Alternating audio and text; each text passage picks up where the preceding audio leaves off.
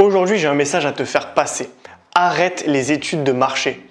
Alors moi, je suis issu d'études de marketing et ce qui m'a vraiment choqué, c'est que dans toutes mes études, on m'a vraiment parlé en fait de l'étude de marché. On m'a vraiment dit, il faut absolument que tu en fasses une, il faut qu'elle soit très complète et je me retrouvais avec des documents de 90 pages qui traitaient quasiment tout ce que je devais traiter, c'est-à-dire je savais combien j'allais me payer alors que j'avais pas gagné 1 euro. Enfin bref, j'avais un dossier qui n'était que des hypothèses. Et au final, ce dossier qui fait 90 pages ou plus ou moins, il n'était pas utile en fait. Il n'était pas utile parce que dans ce dossier, il y avait peut-être 10 pages qu'il fallait garder, les 10 pages les plus importantes, c'est-à-dire celles qui traitaient des informations les plus importantes. Donc le client, le problème, la façon dont on va régler le problème. Mais clairement, il n'y avait pas besoin d'avoir autant de contenu. Voilà, et juste avant de t'expliquer pourquoi les études de marché sont inutiles et pourquoi tu dois tout de suite passer à l'action, je vais me présenter en quelques mots. Je m'appelle Johan, je suis un ancien cadre dans le domaine du web marketing et aujourd'hui, j'accompagne les cadres désabusés du salariat du métro boulot dodo à sortir un petit peu de cette vie déshumanisante, de retrouver du temps pour eux et d'atteindre leur liberté financière. Si ce concept te parle, si ça résonne en toi, n'hésite pas à t'abonner aux emails privés. Plusieurs fois par semaine, je t'envoie mes meilleurs conseils pour sortir du salariat, t'émanciper, gagner en liberté financière, géographique et temporelle. Et évidemment, si tu veux pas louper les autres vidéos, pense à t'abonner à la chaîne. Donc le message que j'ai à te faire passer aujourd'hui, c'est arrête de faire des études de marché à rallonge, arrête de faire des études de marché en boucle. Les études de marché, le problème c'est qu'elles vont beaucoup te rassurer à court terme. Tu vas pouvoir te dire, tiens, d'ici 2 mois, je vais me payer 2000 € par mois parce que j'aurai réussi à faire tant de ventes. C'est bien, c'est un objectif, mais en soi, c'est insuffisant. Et le problème des gens qui font des grosses études de marché, c'est que c'est des personnes qui souvent sont beaucoup dans l'analyse. Ils sont toujours en train de réfléchir, ils sont toujours dans le perfectionnisme, ils veulent que leur projet soit parfait. Et moi, je suis passé par là, je suis un perfectionniste en fait. Je suis un perfectionniste et ça m'a causé pas mal de tort. Ça m'a causé du tort parce que ça m'empêchait de me lancer et de tester mes hypothèses. À quoi bon faire des centaines d'hypothèses dans des documents de 90 pages si finalement on ne les teste jamais? Donc aujourd'hui, si j'ai un conseil à te faire passer, c'est quand tu as un projet, définis 3 trucs. Le premier élément, c'est quel est le problème que tu vas résoudre. Ça, c'est la clé de voûte de ton business. Si tu résous un problème qui n'existe pas, alors tu n'auras pas de clients, tu n'auras pas de vente. En revanche, si tu trouves un problème qui est fort, un problème qui est vraiment important, c'est-à-dire par exemple un problème d'un homme qui n'arrive pas à séduire une femme, qui se sent seul dans un célibat de longue durée, une personne âgée qui va avoir besoin de se déplacer avec une canne, il faut trouver un besoin qui est très fort. Et donc ça, c'est vraiment très important.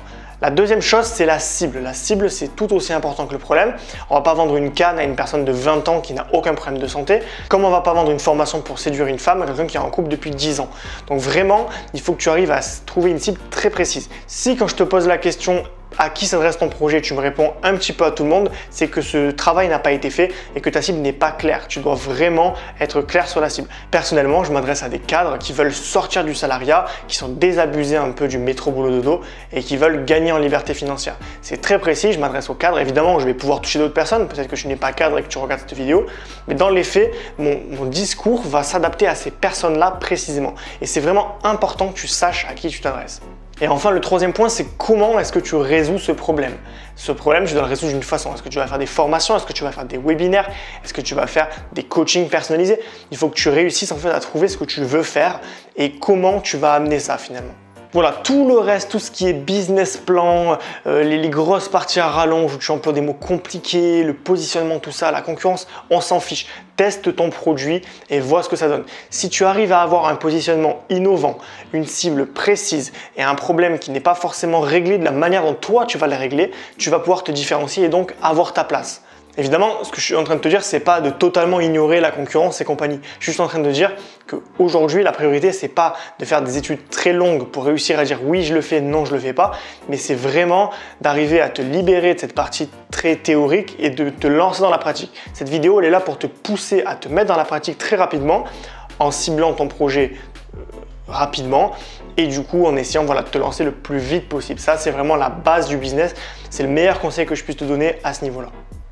Mais évidemment, la clé de voûte parmi les 3 trucs que je t'ai donnés, c'est que c'est vraiment le client. Il faut que tu sois obsédé par ton client. Il faut que tu cherches à comprendre qui il est, ce qu'il fait, pourquoi est-ce qu'il recherche ta solution, pourquoi est-ce qu'il a ce problème. Il faut vraiment que tu répondes aux questions existentielles. Il faut que tu fasses un persona. Ce persona, il va te permettre de savoir qui est ton client précisément, ce qu'il recherche, ce qui l'intéresse, de quoi il a peur.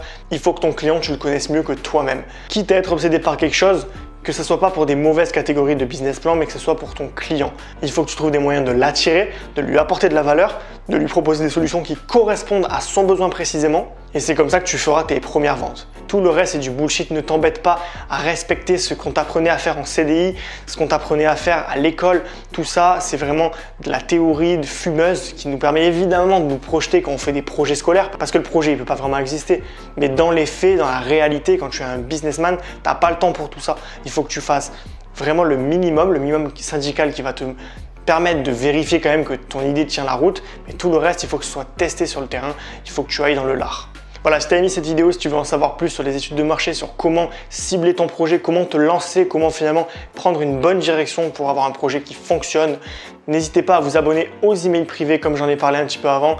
C'est des conseils plusieurs fois par semaine pour lancer son business et surtout s'émanciper du salariat. Et n'hésitez pas à vous abonner pour recevoir les prochaines vidéos.